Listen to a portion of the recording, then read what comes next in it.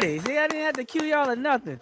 Hotep, welcome on this special holiday edition from the Malefe Kete Asante Institute, 5535 Germantown Avenue.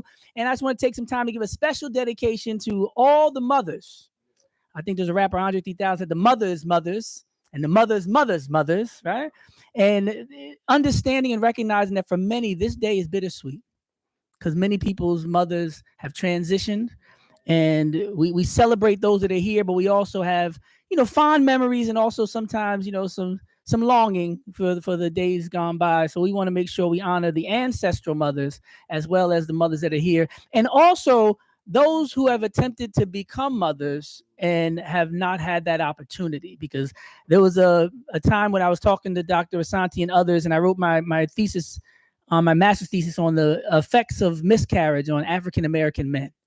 And I realized that this is a topic that people just don't talk about, right? And I realized so many people had experienced it, but they don't mention it. So on these days, I want to make sure that all the people who've had experiences with motherhood, even if it was an attempt or in the process of being with child that didn't, get brought to term, that they're recognized and uplifted, because it takes a village and it's important to be part of the community. And if everybody's celebrating in a moment where you might have mixed emotions or even some despair, it can, add to that or compound some things you're going through. So we want to welcome all the different emotions that come on this Mother's Day and celebrate the magnificent mothers throughout history. And without further ado, bringing us a poignant lecture, a timely lecture, and something that everybody can really crowd around and celebrate and honor in terms of communal motherhood, right? You don't have to biologically be a mother to be a mother in the community, especially in the African tradition. So with that being said, Dr. Malefe Kete Asante brings to you all here and throughout the world online, magnificent mothers. Hear ye him.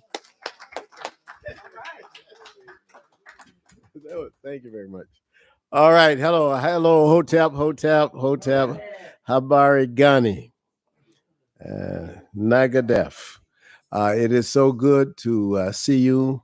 And in a way, I just want to start by thanking Dr. Jabali Ade for his introduction, and also to just announce again, if I may, you have a copy of the book. I just want to show for the audience just a copy of the book.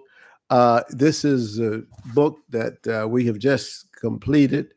We'll be talking more about this book. This is called Reading Du Bois, an Afrocentric Critique of the Color Line.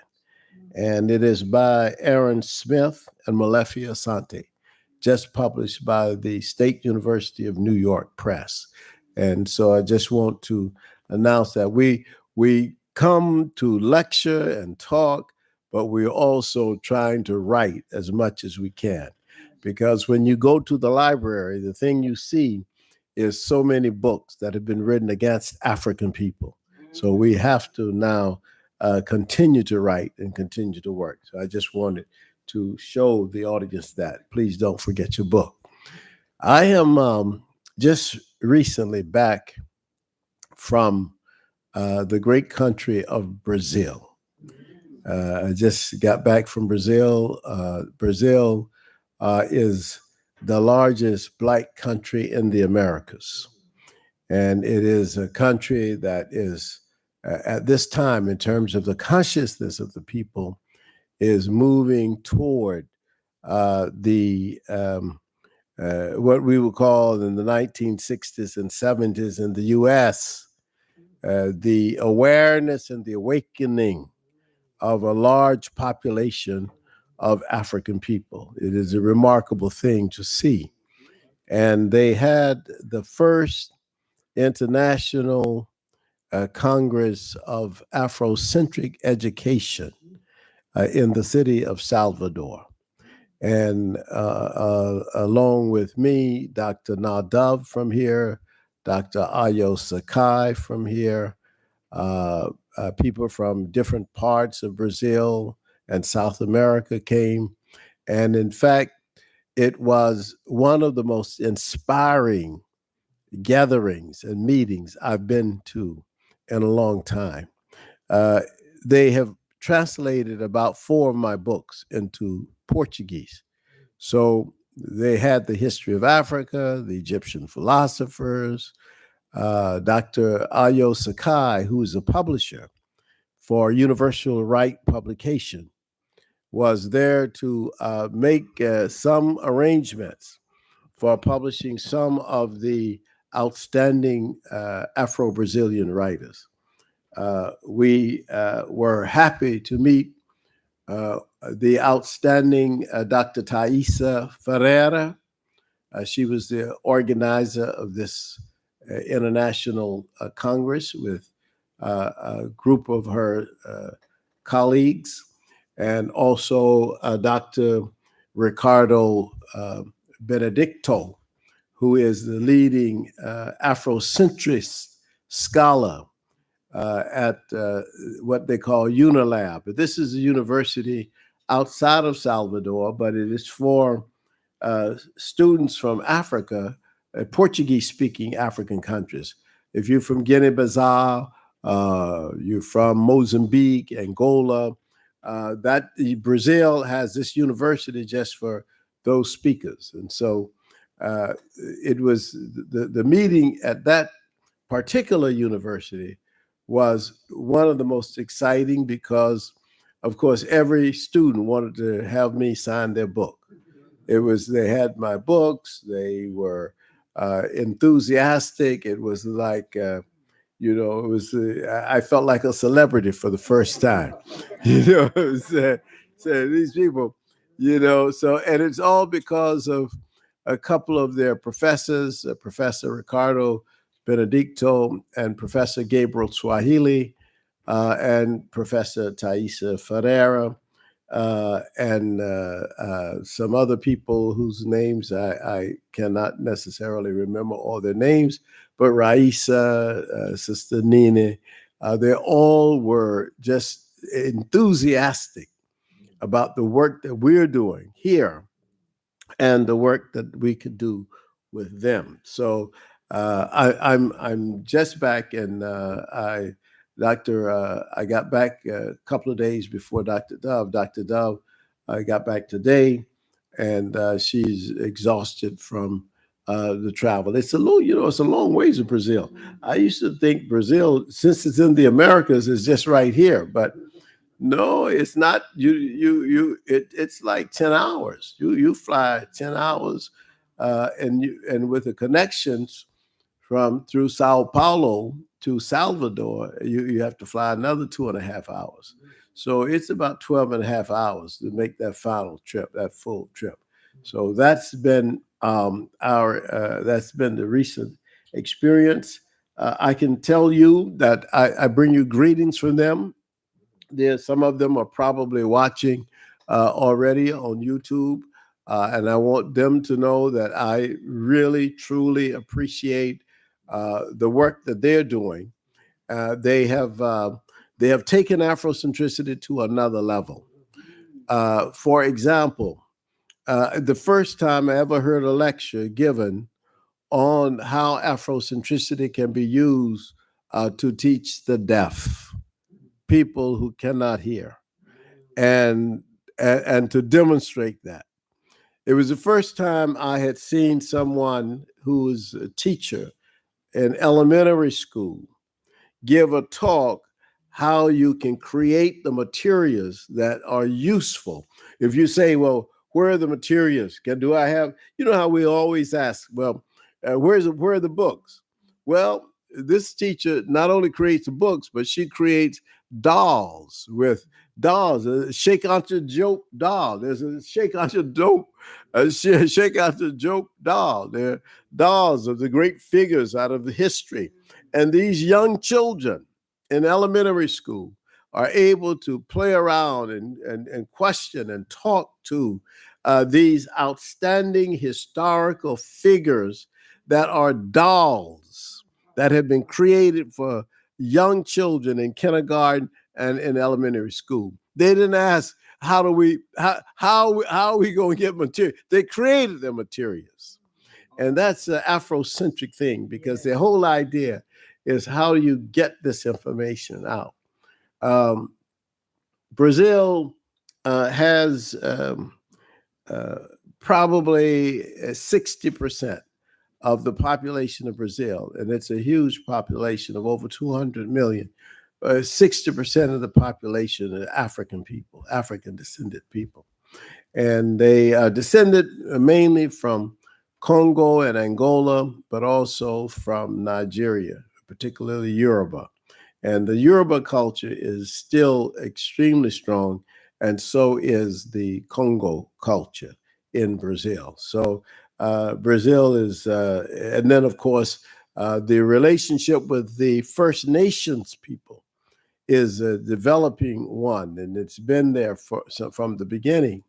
So the Portuguese minority is much like what in 20, 30, or 40 years in this country is happening to the white population. There are people who are very fearful. This is why you have the Trump attack on immigrants, the attack on Black people, the attack as much as he could on all those people he considered to be liberal or progressive, who believe in a multicultural, pluralistic, diverse society. He wants to attack those people because there is this notion, and not only is very great fear of that not only will whites be in the minority in terms of population, but they will also be losing a lot of the privileges that they have denied other people. Rather than to share privileges, they want to deny and shut down the privileges to other people. This is what you can see. You can already begin to see America. I think we have, as Dr. Tukufu Zuberi at the University of Pennsylvania like to say, they waited too late. It cannot be reversed. That the given the demographics of this country in 25, 30 years, white people will be the minority. That is just in terms of birth rates, in terms of the population growth, and the other populations in this country. So one way to deal with that is, as it has been dealt with in other countries, is actually to start accepting everybody and to see yourself as not above anybody else, not in a hierarchical position, but rather as a part of the same humanity. If you are part of the same humanity, it doesn't matter whether the people who are in the majority are Spanish speakers, or whether they are of African descent, or whether they are of Finnish descent. It doesn't matter. We're all human beings. But if you have some hierarchical notion and hierarchical ranking about how people will be, or who or what they should be, then of course you are frightened and you are scared of the future. But I have seen the future, and I believe that the future is Brazil, and I believe the future is South Africa. I think those two countries are the future. Now, one of the reasons that Trump is attacking South Africa, there are a couple of reasons he's attacking South Africa, is because South Africa has shown some independence, particularly over the issue of Gaza and Israel. They've been very dynamic in that. They have taken the position that they support oppressed people. And that it flies in the face of a man who simply wants Gaza to build beach hotels. That's what Trump wants to do. So he said that. He's a real estate developer. He's not a humanist. He's a real estate developer. And that has a whole different attitude. It's a whole different direction about humanity when you have that kind of view. So the other reason is that in South Africa, you also have a growing consciousness, much like in Brazil. The African population is waking up, and they are beginning to take directions and understand the kinds of things that have been understood and seen by other people. For example, the developments in Burkina Faso, in Niger, in Mali, particularly with some of the young leaders, with Traore particularly, people we're watching that. And they're saying, well, if the people in Burkina Faso can build their own car, then we in South Africa can build our own cars. And not only can we build our own cars, but we have over 1 billion people on the continent of Africa that we can start selling with each other. We can have intra-continental markets. You see, and that market itself. This is why, as a Pan-Africanist, I've always said there should be the United States of Africa. There's no reason why Africa itself could not support its own population. It has more minerals, more arable land, and resources and rivers than any other continent on the earth. So it could be done. You got everything you need in Africa. But what we have not had is a kind of consciousness that would bring us to that leadership. So that's a big problem. So what Trump has said, a couple of things recently, he wants to put the white South Africans at the top of the list of people to be immigrants to the United States. Now, this is really crazy, but it's Trump. It's the madness of this situation. There's no reason for this, except the fact that South Africa is now a country run by Black people. And the idea is that white people cannot live in a society where Blacks are governors. That's a racist ideology. That's a white supremacist notion, you see? And that notion is not a notion that is favorable around the world by anybody. Nobody accepts that. You can't, just because somebody is of a different complexion and they are running the government, that government is bad. You can't assume that. You cannot make that kind of idea.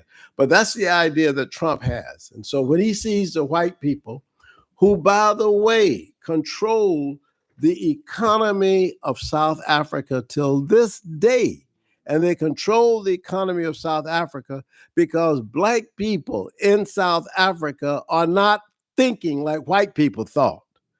They didn't say, okay, now we got independence, we're going to take everything from white people, and you're going to now have to find your own way. They didn't do that. The African people, that's not in our culture. That's not the African culture. And sometimes people think that perhaps that's one of the problems that we have, that African people say, wait a minute, if these people purchase the land, if they live on this land, why am I just going to take it from them? You see? And of course, some people say, well, maybe they stole it in the first place, so maybe you should take it. So there are all kinds of issues there. But if you go to South Africa, and I've been there many times, you see a situation in which the masses of people, this is a country of 50 million or so people. And in this country, you see that the rich are still the white people. They are still the ones who control the economy of that country. And the Africans have said, we control the government, but we're not going to disturb you in your wealth at this moment. And so it's created a real issue. And so when Trump looks at it, he just sees Black people in the government, Black people who are willing to say what they want to say based on their own culture and their own values, and he gets upset about that. So that's the story behind that whole process of trying to say, let's have more white people come to America from South Africa. And the other thing about that, the other point I wanted to make is the announcement he made a few days ago about paying, and we talked about this, Dr. Jabal and I talked about this the last time we were here, when we talked about the fact that they want to give a woman $5,000 to have a baby. And we said, well, you know, what's going on? And I mentioned to you the philosopher Dugin. This is the Russian philosopher who also is much like Trump, believing that the white population as a minority population is being decreased every day and declining every day.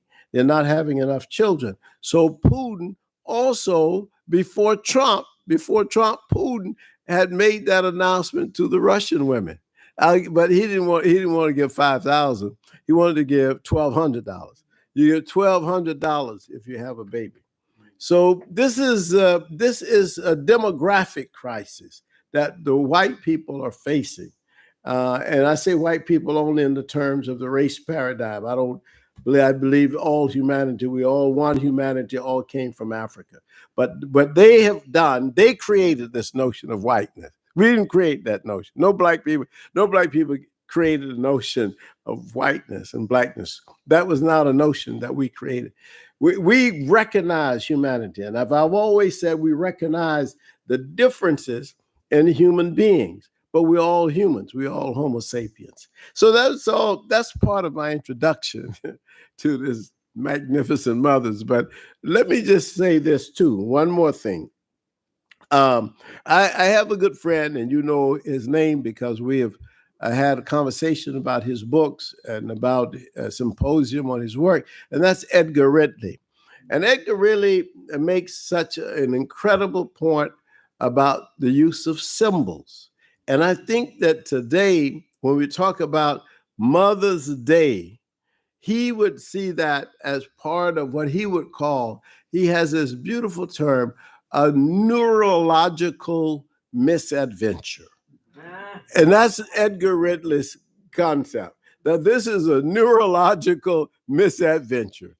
And he said this creation of these symbols is a very interesting thing. And yet, you know, what happens is that you have to raise, and I'm saying this for Edgar's benefit if he's listening, and he normally is, that the thing is that if you create these notions like Mother's Day or any of the other days that they create, even Easter and Christmas and all that you have to ask yourself the question, why are these created?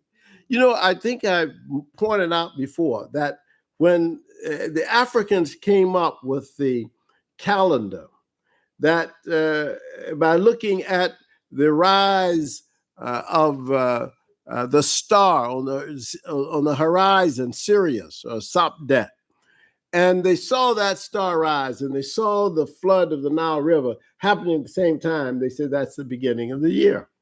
Now, if they didn't coincide and there were days left over, they said that those were holy days. Those are days for sacrifice. You see, and sometimes there were 4 days and 5 days. But when they finally came together, the flood and the seeing of the star, then they say this week can begin. So this notion of holy days became holidays.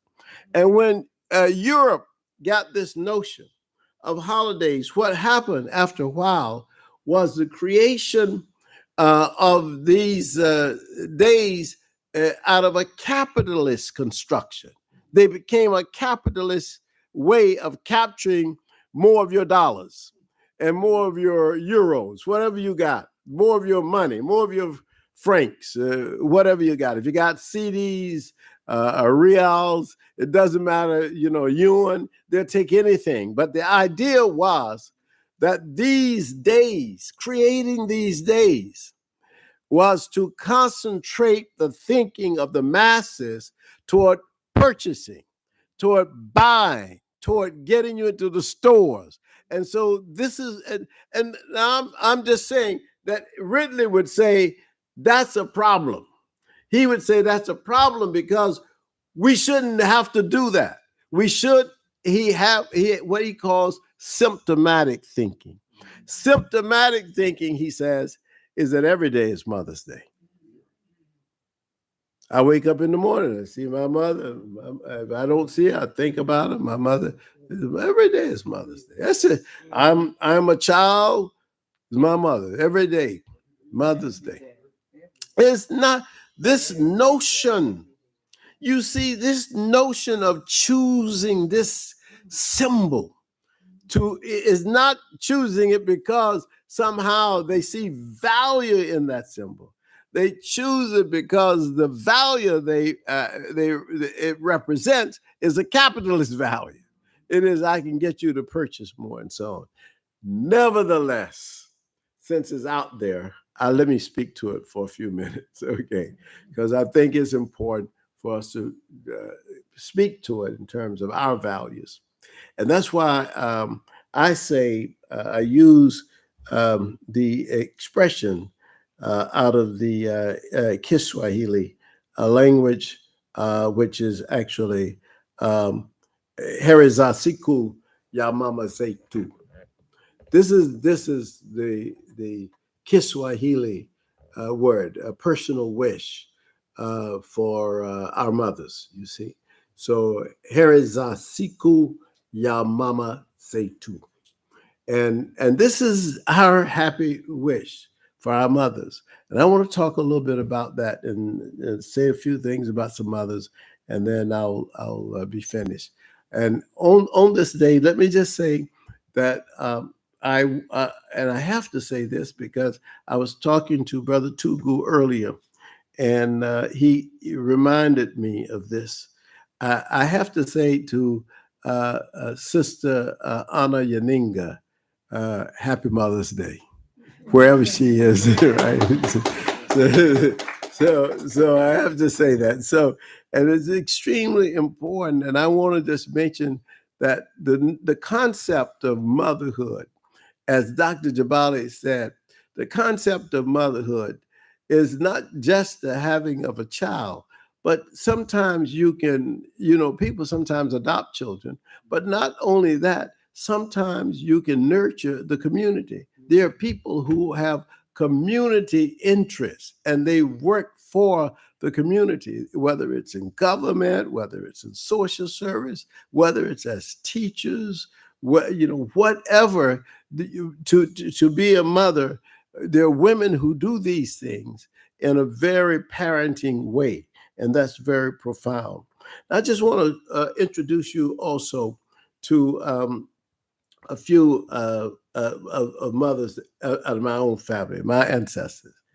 Frances Rackley Henderson was a woman from Dooley County, Georgia, who ended up having 14 children.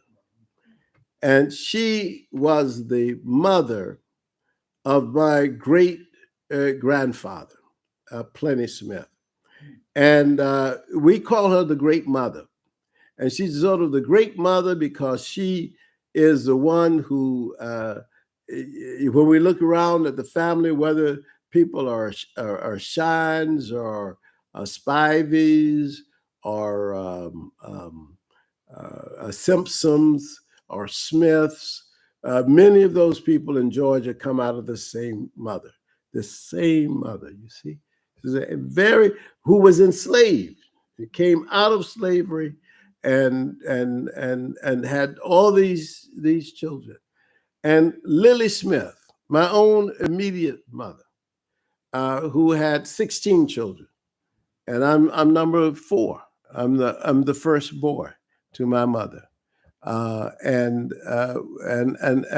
we had a huge family, a very, as I always say, a huge peasant family. We were farm workers, cotton fields and tobacco fields and cucumbers and tomatoes and watermelons. We were in those fields in South Georgia, North Florida. You see, sugarcane. So it's a very, very important thing so when we talk about Lily Smith, because Lily Smith again is much like Frances Rackley Henderson, one of the great mothers who's sort of given a lot of families power.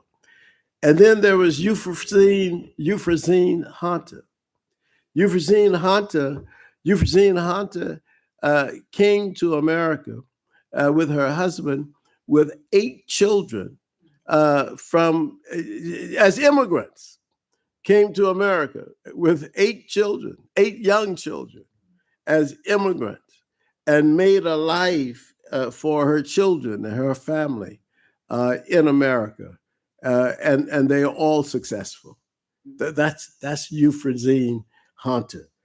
So those are just three examples out of the family. All right. But then what I wanted to introduce you to real quick, and I'm not going to go through all of this, but to say that if you look back at the Kemetic deities, and I always say, and this is what I said in Brazil, when you talk about anything, it's always good to use the model, the example that comes from the classical civilizations. If you don't start with the classical civilization, you don't even understand what you're doing in a contemporary sense. You got to start with the classical civilization. Go and study the classical civilization. I took communication at the University of California for my PhD. And one of the things that I remember most is that the teachers, not only did they teach us Greek and Latin, but they taught us the orators of Greek and Latin. They taught us the writers of Greek and Latin doctrine. They taught us the gods of the Greeks, Zeus, and so on. Everything we knew that stuff, and then we can apply it to different things. If you know the Kemetic traditions and deities, and again, this is one of the things at the Institute that we definitely will have to do. You have a better sense on why things are the way they are and why people do what they do. So if you start with the eternal creator of Ra, and you understand that Geb was the earth, the word geo comes out of the same, Geb, G-E-B, Geb, earth. And you understand that Nut was the sky, Shu was the air, Tefnut was moisture, Osar represented the resurrection, and Oset represented motherhood. Now, Oset, the Greeks, when they came up on this, they rendered Oset what? Isis. That's the word they gave. So you know this word Isis. In fact, the Europeans worshipped Isis as a mother goddess for a long time, even to the establishment of the city of Paris. They were still worshiping Isis, the mother deity, the black goddess Isis was worshipped. So because Osset, which is the language of the ancient African language, it's Osset. But the Greeks, as I said, changed it to Isis. But Osset represented motherhood. That was the strength of Osset. But in addition to Osset was her sister, Nebhet, which represented the one who protects the dead. So there's two early examples of mothers. In fact, some of the earliest examples of motherhood will take us to these two women, to Alsat and to Nebhet. That's at the very beginning. Now I want to go through the rest of this. One day I'll do that for you. The oldest historical text in the world, that is not the oldest book in the world, but a historical text that give you facts and dates and so on, is called the Palermo Stone. And it is a stone that gives you the list of the kings and queens of Kemet from the first dynasty. So what do we learn from that? We learn that the ancestral mothers, Osset, Nebhet, Neith, and Mut, also had terrestrial examples. I mean, or they had, rather than say terrestrial, they had living queens who represented them. And among these, I say this was the very beginning of matriarchy as we know of it. The origin of Homo sapiens was 300,000 years before, but nevertheless, what we find in matriarchy is those who are progenitors, those who are ancestresses, keepers of power. Some people say it's keepers of secrets. The deities of energy, the queens of heaven, the bearers of culture, the makers of change, and the givers of life. All of these are representative of this concept of matriarchy, in which we recognize the power of the mother. Now, the word for queens, in terms of the queenship, which also gives us motherhood, really goes all the way back to the word Mernith. Mernith is the first woman in human history that is said to have led a nation. Now, there may have been other women before this, and there probably were, but they're not written in history. That's all. But Mernith, and the name Mernith means actually, Mer really means beloved, beloved of the goddess Neith. That was her name when she was a pharaoh. She was Mernith. This is 2,900 years before the coming of the Christian era, before the Common Era.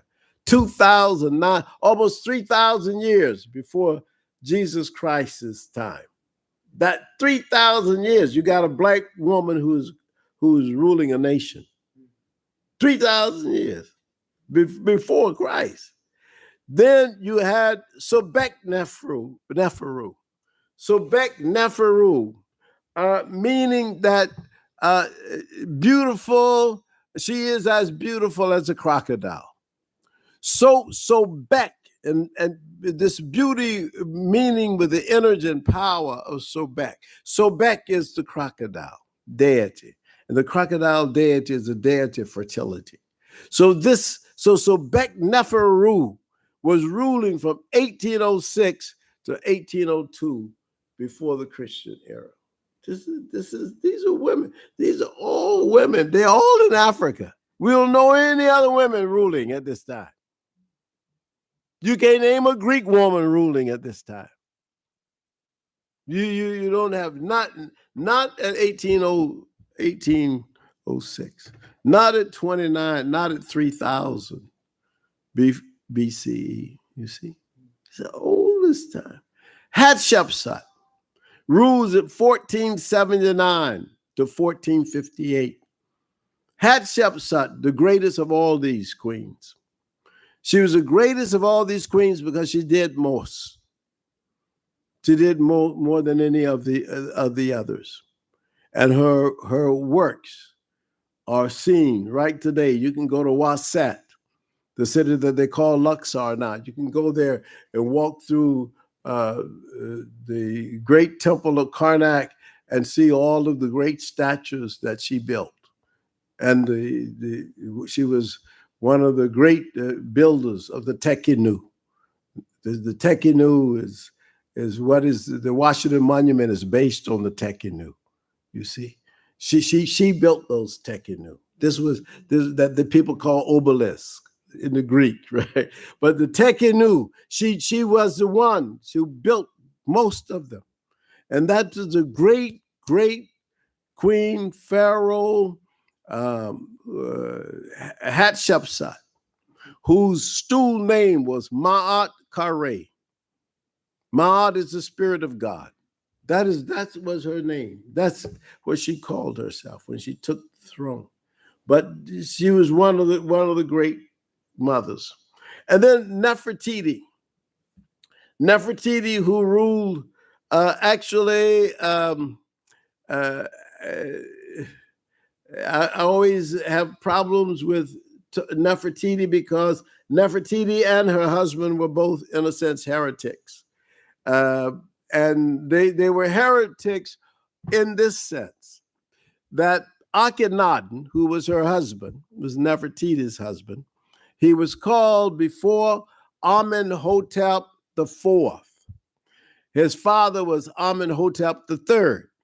He was Amenhotep IV, but he got angry with the priest of Amen, of the god Amen, and decided that he would change his name and he would change his religion. That's why I call him a heretic. Dr. Theophilo Bingham, one of the great chematologists, and I used to have a playful debate on who was a heretic and who was not. And I would always take the side that Akhenaten was a heretic. And he said, no, he brought into existence the idea of the one God. And so I said, no, he didn't bring in the existence the idea of one God. Africans always believed there was only one eternal God. You didn't have to wait till Akhenaten to come and tell them that, oh, there's only one eternal creator.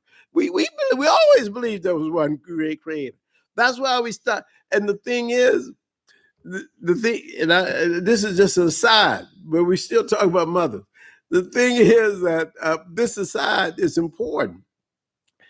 The older deity was Ra. Ra was also considered a sun deity, a sun god. But the sun, Atan, that Akhenaten decided would replace Ra, was considered a sun god. But there was a difference between them. The ancient Kemetic people believed not that Ra was in fact the sun, but that the sun represented Ra in all of its omnipotence and all of its power. It represented Ra. But Akhenaten said, no, the sun disk in the sky is God. And the people say, we don't believe that. The sun disk is not God. And that was the difference. Ra, yes, was a sun god because the sun represented Ra. But people didn't say that is God. You see, they said that with Atan. Then there was Tawasret, and then there was Cleopatra. Those were two other women who also were important in many ways. And I can talk about them, but I didn't want to talk about them right now. Okay, let's go to, we got to try to wind this down. Let's go to the homage to African queens. Queen Amina of Zaria. You may have heard of her. If you haven't, please go and read about Queen Amina of Zaria. She was one of the great Hausa leaders in what is today northern Nigeria. You should also read about Queen Nandi, the mother, the Zulu mother of Shaka. You should read about Ya Asantewa, who was you've heard of in Ghana. Ya Asantewa is another mother, powerful mother, who said to the men of Asante that there was a time when you were men, when if a white man came in and did what this white man did, asking you for the golden stool, you would have killed him. But now you're not. So if it depends on me as a woman, I, with the children and the other women, we will fight to the death for the golden stool. That was Ya Asantewa. And then what about Yaninga? Yaninga, that's the name that Anna Asante has. Yaninga comes from actually northern Ghana. And it is actually from the woman who founded the kingdom that now we call the country we call Burkina Faso. She was the daughter of a king in northern Ghana who decided that she wanted to create her own warrior group, and she left and went north and married a man from that area, and they created their own nation. And that nation was the family of the Wadregos. If you see somebody named Wadrego, they are from those people. That's the people of Yaninga. If you go today to Burkina Faso, if you ask uh, Jacques Traore or someone, say, can I come to Burkina Faso and go to Ouagadougou? You will see statues of this warrior woman everywhere. That's what they sell for their those are the historical documents. You everybody go back, go you when you go home, you carry home with you Yaninga on a horseback. That is she is the mother of that nation. She's the one who created that nation. That was the power of Yaninga. And then Rana Valona, who was a great queen, actually, of Madagascar. This is all these women come from other various parts of Africa.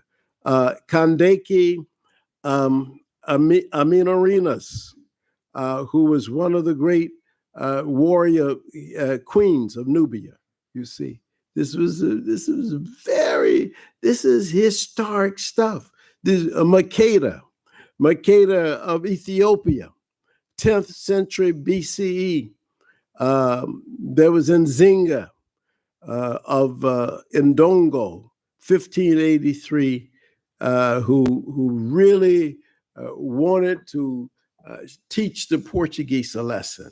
These are warrior women who were mothers, but also they were able and willing to take up the sword in order to defend their children and their people.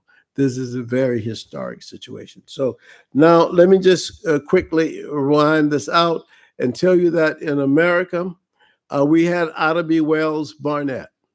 Ida B. Wells Barnett, who always went with her pistol. And she when she would ride the train, she would want people to know that you cannot touch me. This was an incredible woman who fought also against lynching of Black men. This was her thing was, no, I've seen what they've done to Black men who have tried to build businesses. That's how she got started. She saw white people burn down a store that had been built by Black people to sell food stuffs to each other, and the white people came and burned it down. We don't want any competition, and that's when she went on the road and said, "I will fight this battle." And so we have to love her. Sojourner Truth, we have to love this mother who was actually would in any other circumstance been considered one of the great leaders of this country because of her oratory and because of her brilliance and because of her lack of fear. Sojourner Truth spoke two, sometimes people said three languages. She grew up speaking German and Dutch, but she spoke English as well. But she spoke Ebonics also, and this was one of the great characters in our history. Harriet Tubman, to me, the greatest person who ever lived in the United States. There's no other person who did more than she did, who also tried to advance human rights more than anybody. 700 people she rescued at one time from slavery. 700. She was the first woman military leader during the Civil War. The first woman. And she went to South Carolina and was able to steal away 700 enslaved Africans to freedom. Plus the 300 that she had stolen from here in Maryland and Delaware to bring to Philadelphia. This was an economic attack on the system of slavery. So you take 700 people. Back in those days, they were charging a lot for an enslaved African, and she stole them away. Then no, I'm gonna, if necessarily you go broke, because I'm taking these people. Right. This was Harriet Tubman. Mary McLeod Bethune, who saw black people working, black men working to build railroads in Florida and to build highways. She saw them, and she saw their children on the side of the road, sitting in dirt with no food. But the men were working.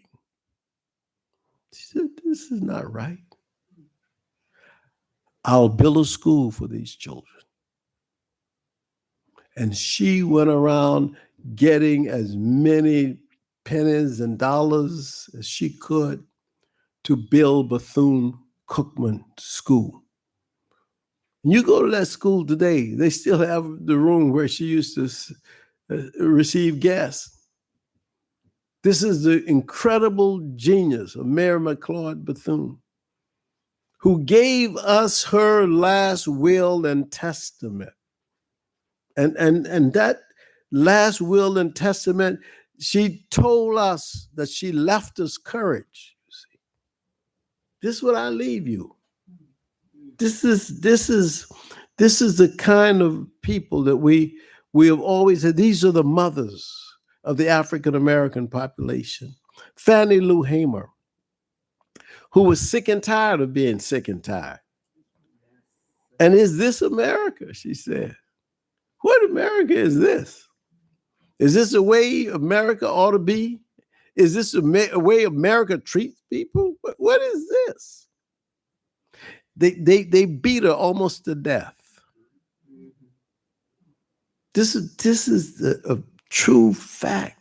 Now they got a statue of her in Atlantic City, where she went to the Democratic National Convention in 1960 and gave a speech on television that electrified the nation.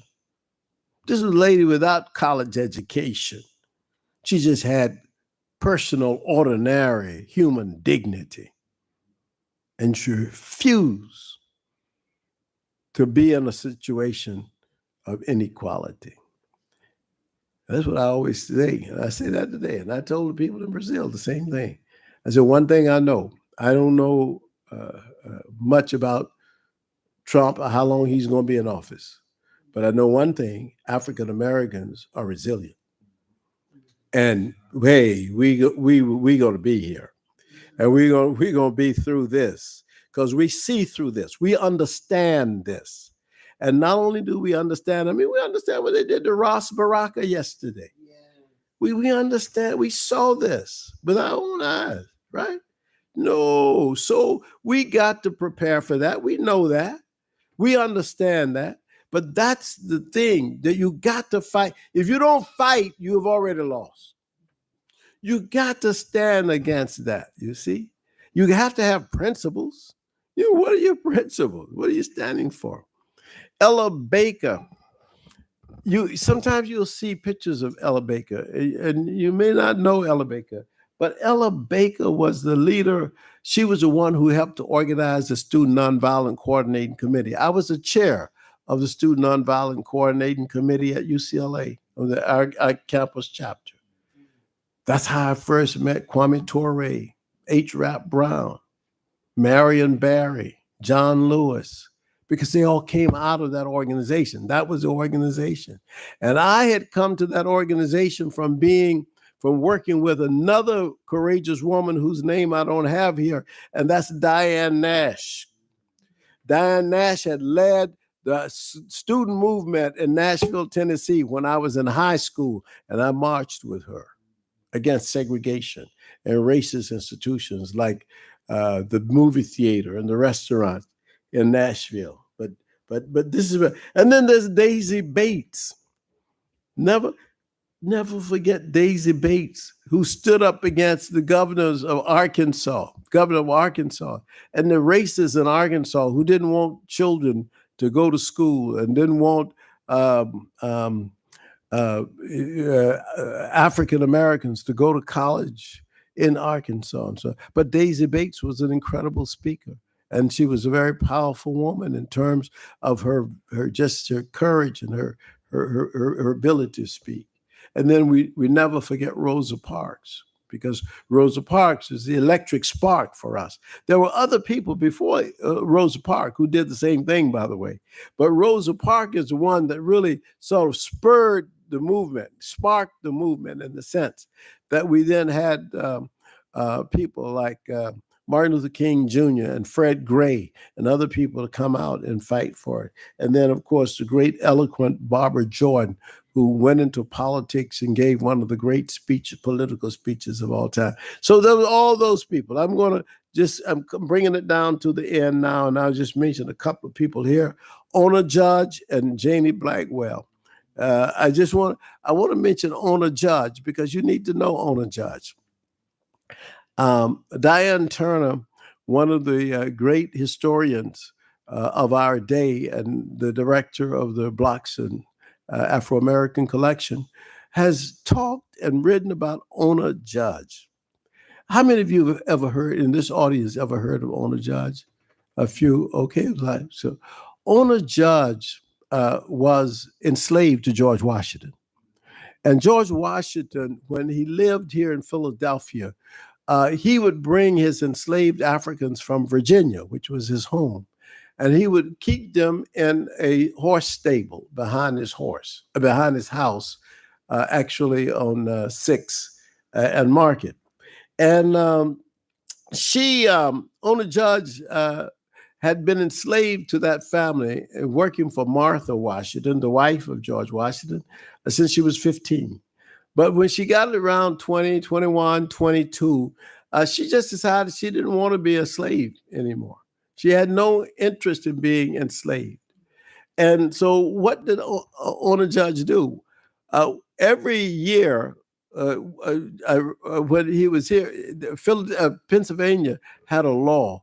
In 1780, they passed a law that you could not have enslaved African, even if you were a white person from the South, and you brought an enslaved African into Philadelphia. After 6 months, that person was free. Or either you would have to go back to the South and bring that person back again.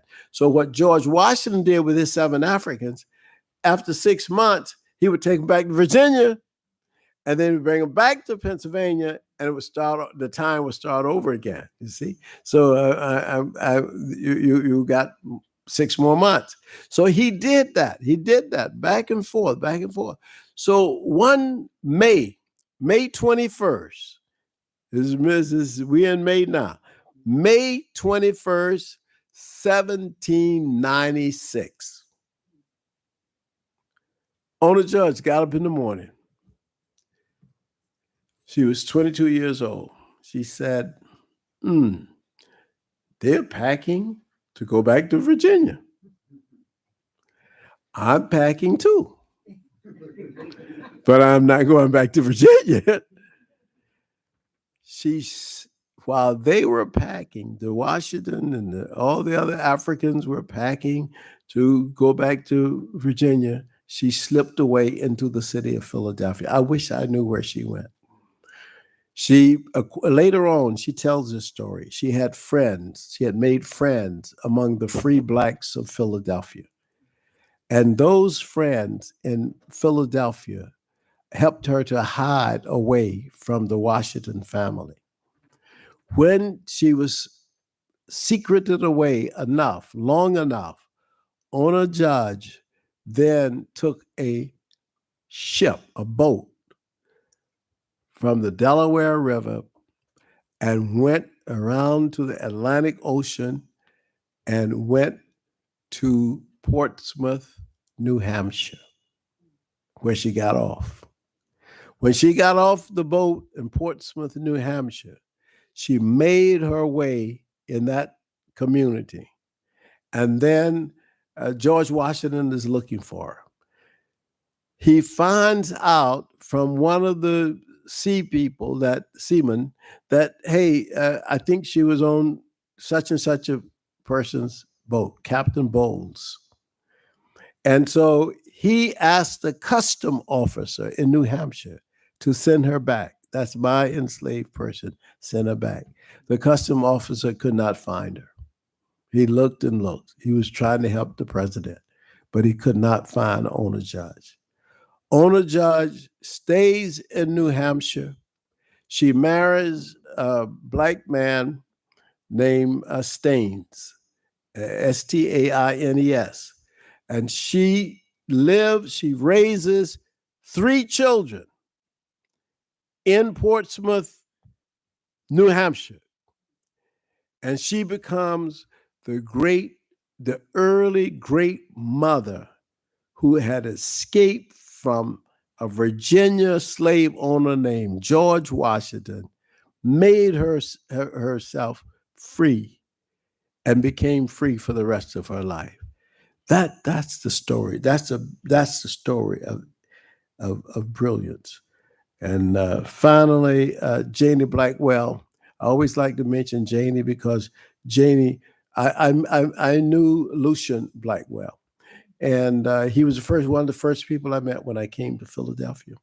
And she was a former city councilwoman of the 3rd District in West Philadelphia. She co-founded and was commissioner of the Mayor's Commission on African and Caribbean Immigrant Affairs. And I wanted to mention her just because of the immigrant affairs. She's a vice chair for the Democratic Party of this area right now. But the thing is about her is that she's quiet when she needs to be, but she is very bold. And she has been very, very, very much a Pan-Africanist and very much geared to working in the interests of African people. In the city of Philadelphia, we have a mayor. Her name is Sherelle Parker, and we have to give her credit. Sherelle Parker emerged. She's been in all kinds of activities. She's been a dynamic person. She's now the mayor of Philadelphia. And I end with her to say that, you know what? The African population in America has been very clear about these things. That when you start talking about motherhood and you talk about nurturing and you talk about community building, I mean, our ethos has always been, how do we make it better for everybody? Not just for me. It's not a selfish thing. I don't need to be a billionaire. How do I just make the world better? Create a good world where everybody can live in peace. That's the spirit of Africa. And that's the spirit of African Americans. It shall never die. Thank you very much.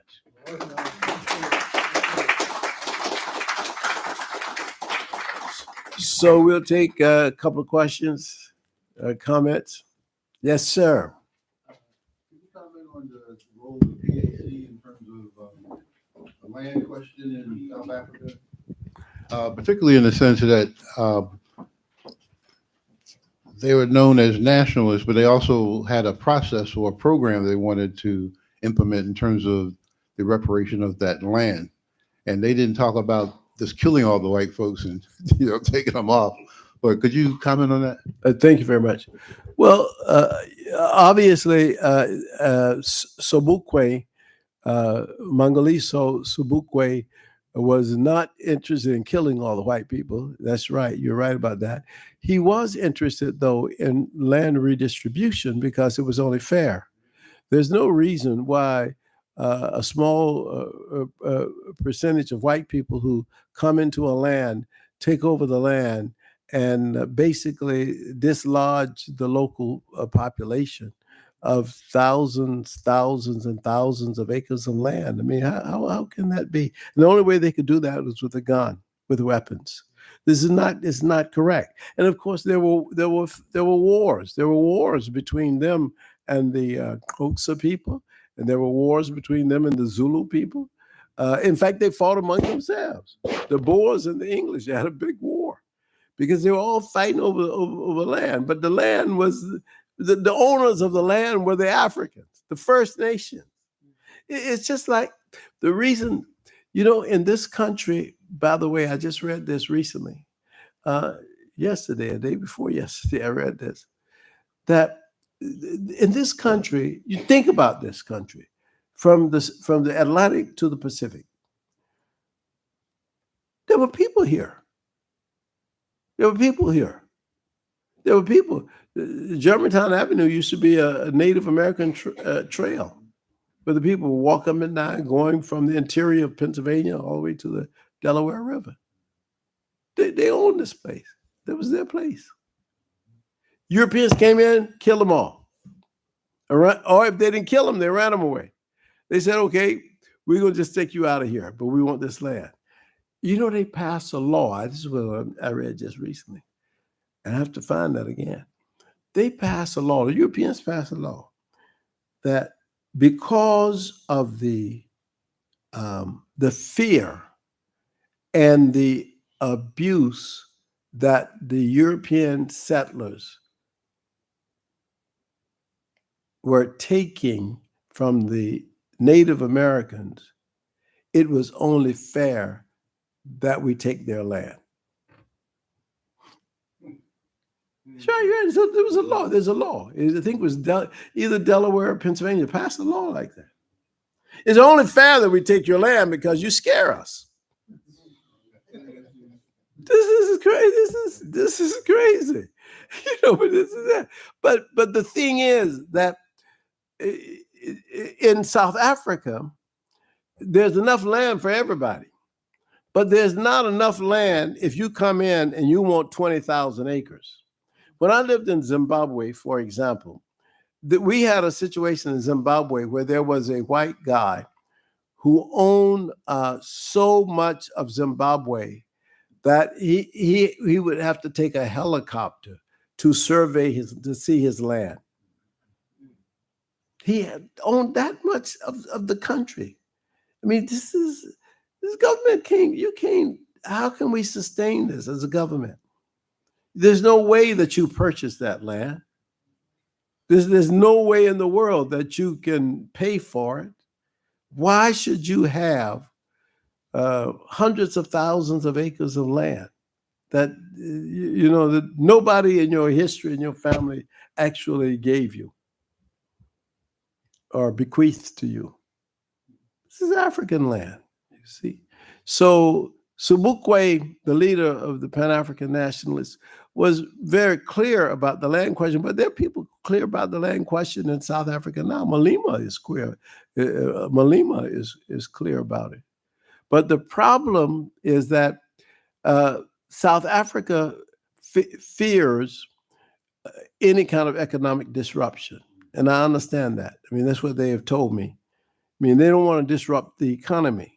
If you start talking about taking the land from the Europeans, even though they're a small population who own 80% of the land, if you start talk about taking it away, then you have questions of how you redistribute the land, how do you recreate the supply chain from the farms to the grocery stores and so on. So it's it is more complex than it seems. But that's the question. Okay. Yeah. Yes, sir. Yeah, great lecture, Dr. Asante. Thank you. Two questions. There's somewhat of a debate about Sojourner Truth actually saying, "Ain't I a woman?" Mm-hmm. I want you to comment on that. Mm-hmm. And I know you mentioned many African-American women. What's your take on Shirley Chisholm? Okay, good questions. Okay, so the debate, the thing with Sojourner Truth, they were talking about this was actually this speech that she gave was during a women's suffrage meeting where women were talking about the rights of women, and they were talking basically about how women should be treated, and they were really trying to get the vote for women, and then so people were talking about, well, women are treated this way, that way, so she says, well, I've never had a man to do this for me or do that for me, and ain't I a woman? Basically, I mean, to carry me across the mud or the water and all that. No, ain't I a woman? And it was very powerful and poignant point that she was making, that I've been independent. I've been able to do these things for myself. And I've had a very strong desire to continue to be free and to speak my own mind. In the case of Shirley Chisholm, I think Shirley Chisholm was, again, one of those, and by the way, she was my neighbor at one time. We lived in Williamsville, New York. Um, Shirley Chisholm was one of those women who represented the best of us, because she was not just only unbought, but she was unbossed. And she simply believed that that she had every right, and she was very smart, to run for the presidency of the United States of America just like anybody else. And I love Shirley Chisholm. And one of my colleagues, Nzinga Gaffin, was a very close friend to her as well. So no, she was one of the great ones. I could have added 100 people. Sadie Tanner, Moselle Alexander, for example, was the first Black woman to get a law degree from the University of Pennsylvania, and one of the great women of this city. There are many, many people who passed through Philadelphia like that. So thank you very much. Appreciate it. So let's one more. Go right ahead, please. Still holding the mic. Oh, okay. Sorry. Okay. Thank you very much. Thank you for the presentation. I wanted to understand that last part about being too disruptive for them to redistribute the land. Because I'm thinking it couldn't have been any more disruptive for them to steal the land. That's right. And good. to just for years and That's centuries stealing all of the resources, and you're getting wealth while you watch the people whose land it is suffer. So I know that we are all brilliant enough to say you can't have it anymore. So you can live over here, you can do this. We don't have to throw you into the sea, but you just can't have you've it belongs to other people. Yeah. So it seems like there should be a commission that can sit down and figure out how to do it way more justly than they did it. You are so correct. No, I agree with all your propositions. I'll just say this, that over the years, I was on the Thabo Mbeki Commission for the University of South Africa at one time. And I would have interesting conversations with a number of people, and some of them had worked in the government. And they reported some things that were quite revealing to me, and this is why I talk about the complexity.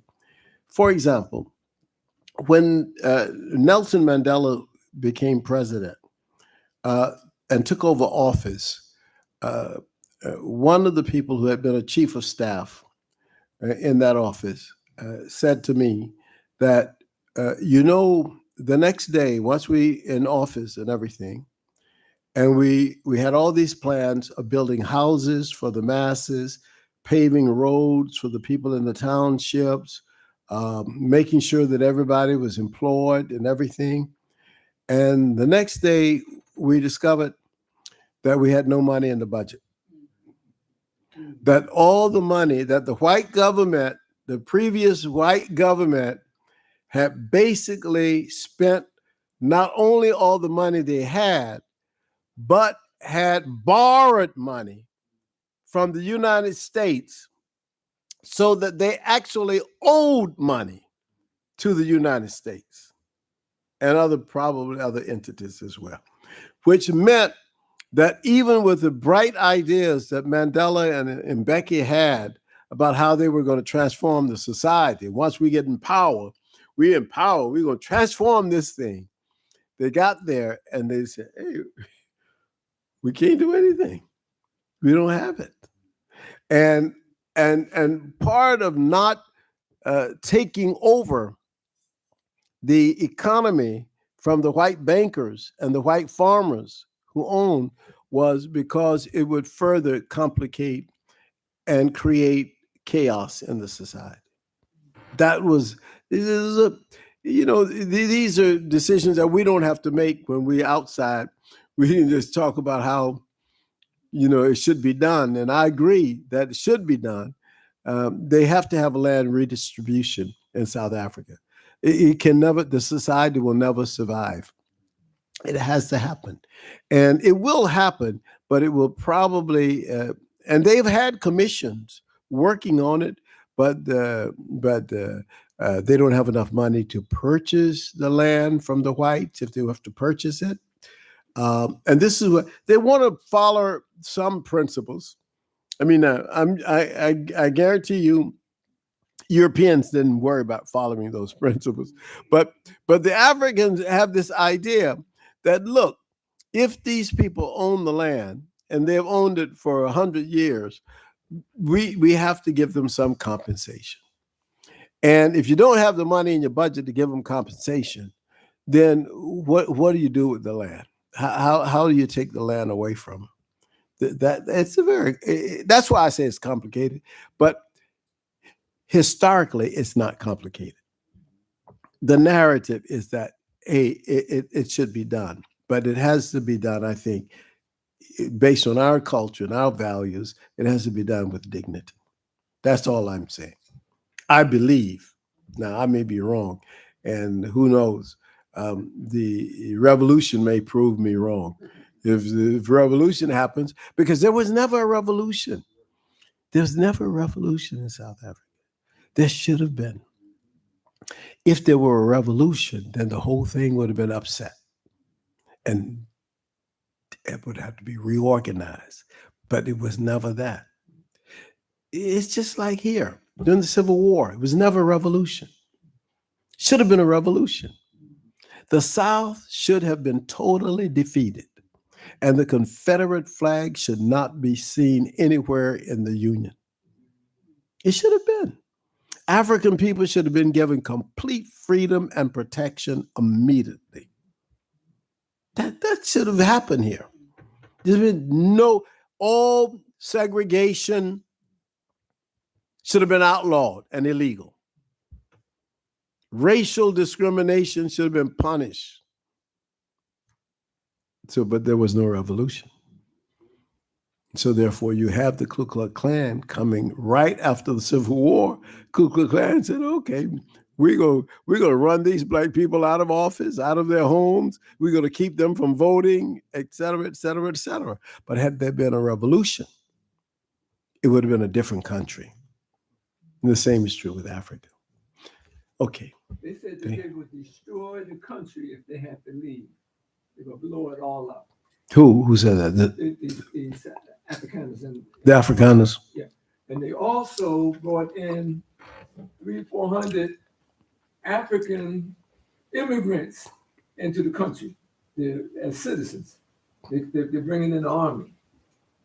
Bringing in They made an announcement. Bringing the South African, white South Africans are now coming in as immigrants. Oh, yeah, into the U.S. Yeah. Oh, yeah. Oh, sure. Sure. That's true. That's true. That is true. So, well, we're aware of it. Well, when they come here, let them know that the African Americans know this place. We have been here for 9 or 10 generations, and we're waiting for them. Okay? All right. We call upon our ancestors far and near, the mother of our mothers, the father of our fathers, to render mercy and to bear witness for the liberation and the victory of all oppressed people forever. It is done. Thank you.